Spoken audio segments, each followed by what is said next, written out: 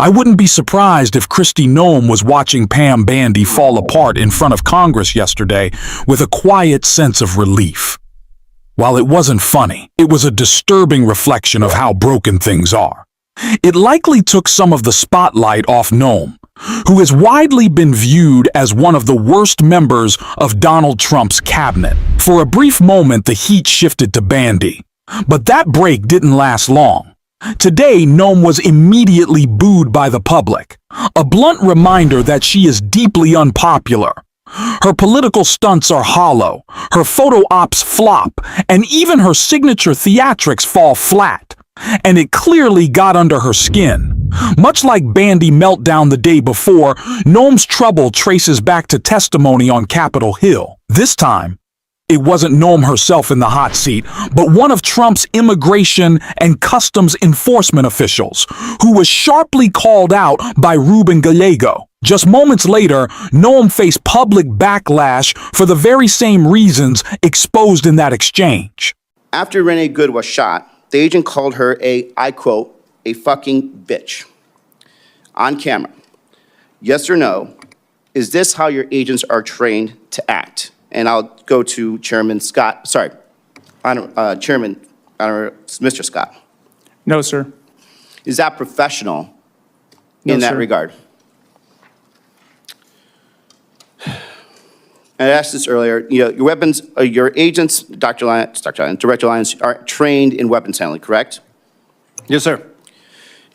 If you look at the Renee Good shooting, why is the agent holding a camera phone and a weapon at the same time? So, sir, I don't want to comment on the ongoing investigation just because that's still being determined at this time. But could I just go back to one thing, sir, that you mentioned earlier? No. I want to ask further questions on this. Has there ever been an order to any agents, CBP agents in Minnesota or other place, for them to be recording on their personal phones to essentially be somewhat social influencers or to pass, the media on to up? Has there ever been any orders given for people to be holding or for agents to be recording while they're, doing these stops or engaging with the public? Sir, there's never been an order to do that. Agents have used it as far as if they were going to make an arrest, say, on an agitator. The U.S. Attorney was requiring to have video leading up to the event, so officers have used that for that. For video from a handheld, from a phone? If they had a body camera available, from the body camera or from any type of recording device. But the reason there's a difference is because the body cam is designed for a police officer or law enforcement to engage while still being able to have full scope of knowledge what's happening, be able to detain, be able to escalate if they need to escalate. What I saw and what the world saw for me is the fact that there was an agent that was moving around a vehicle with a camera phone recording and his hand on the weapon. In what world, in what training between all of your training in weapons handling, have you ever been taught what the appropriate use of you holding a weapon and at the same time recording on a camera phone? Did you have any of that type of training at all in your time in ICE, law enforcement, or through CBP? No, sir, I haven't. But again, we look at every instance, no matter what it is. So shouldn't there be some kind of command or directive that comes down from CBP headquarters, knowing that this is unprofessional conduct that probably created and put the officer and probably the civilian in a situation that ended up escalating to a shooting, that maybe you shouldn't be holding a camera, trying to be influencer, and wielding a weapon at the same time? Watching those videos, especially what happened to Renee Good and Alex Prey, made one thing clear to me. If an ICE officer has their phone out instead of acting professionally, they're not law enforcement. They're cowards trying to create chaos. These people behave like thugs, not officers, and they should not be taken seriously, funded, or protected. They should be held accountable. More Americans, including Republicans, are clearly reaching that conclusion as frustration with Kristi Noem keeps growing.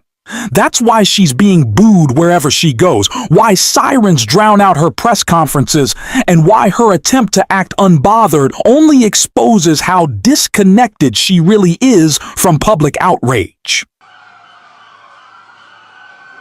try to make sure that doesn't blow up. We got everybody? Okay, good.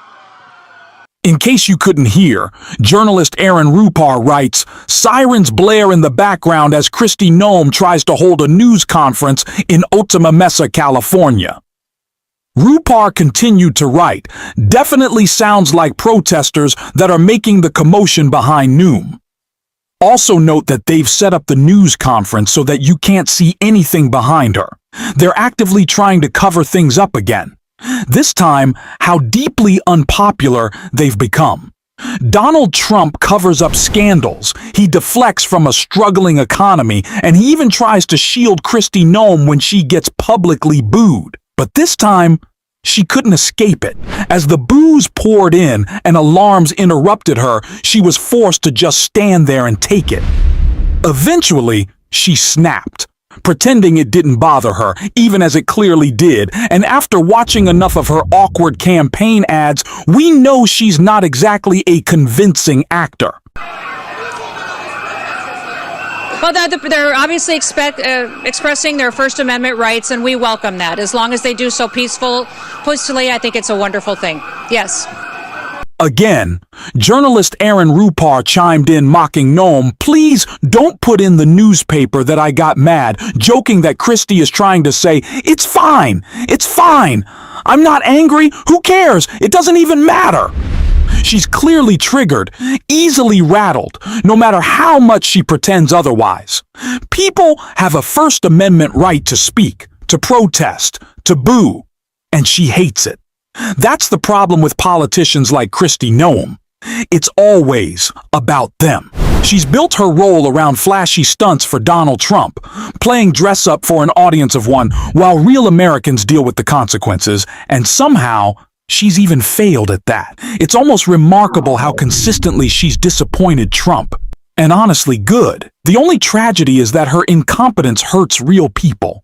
And make no mistake, she's not completely safe. The further we get from the Minneapolis fallout, the more politically convenient it becomes for Trump to cut her loose. If he does it too quickly, he looks reactive, something he hates.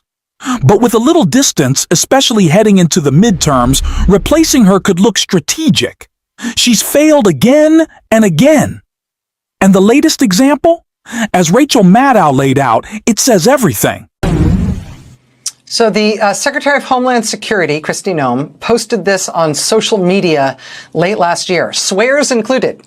She posted, quote, I am recommending a full travel ban on every damn country that's been flooding our nation with killers, leeches, and entitlement junkies. We don't want them, not one.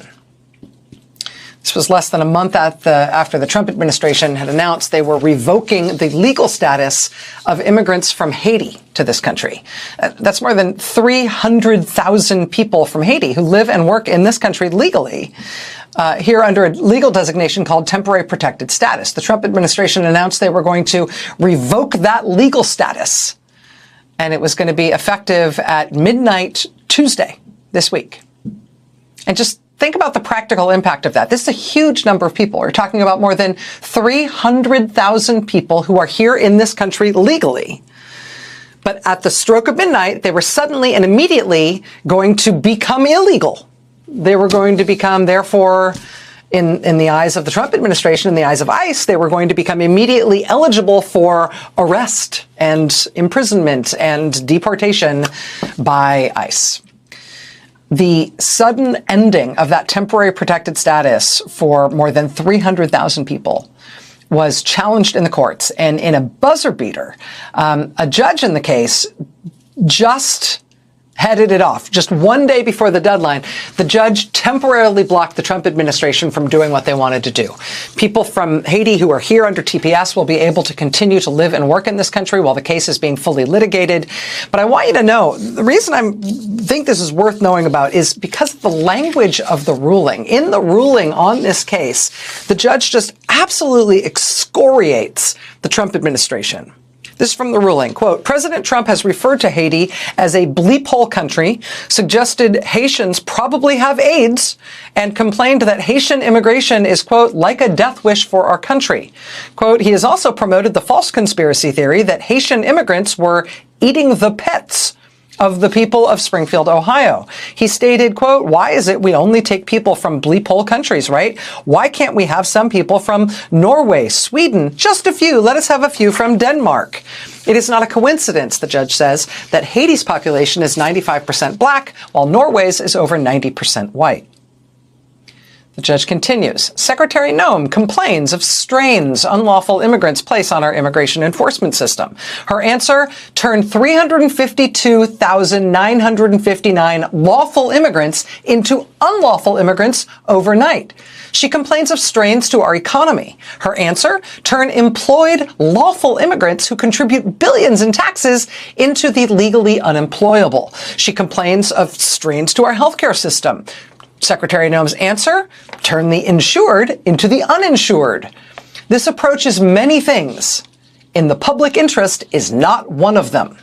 The judge continues. Plaintiffs charge that Secretary Noem preordained her termination decision and did so because of hostility to non-white immigrants. The judge says, quote, this seems substantially likely. The judge actually includes a screenshot of Kristi Noem's tweet where she calls immigrants leeches and killers. And then the judge ends her ruling with this, quote, there's an old adage among lawyers. If you have the facts on your side, pound the facts. If you have the law on your side, pound the law. If you have neither, pound the table. I often say these people hate their jobs, and they're just bad at them.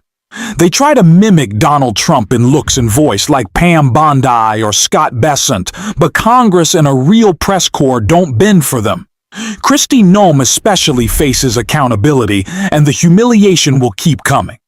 We'll cover it all on this show. Check out clips of the ICE hearing and Minnesota attacks on Shift Subscribe and help us shift media, algorithms, and politics. Keep fighting. And keep calling out Noem. Thanks for watching, and if you stuck around at the end, you can drop the blue heart in the comments. And until next time, I will see you soon.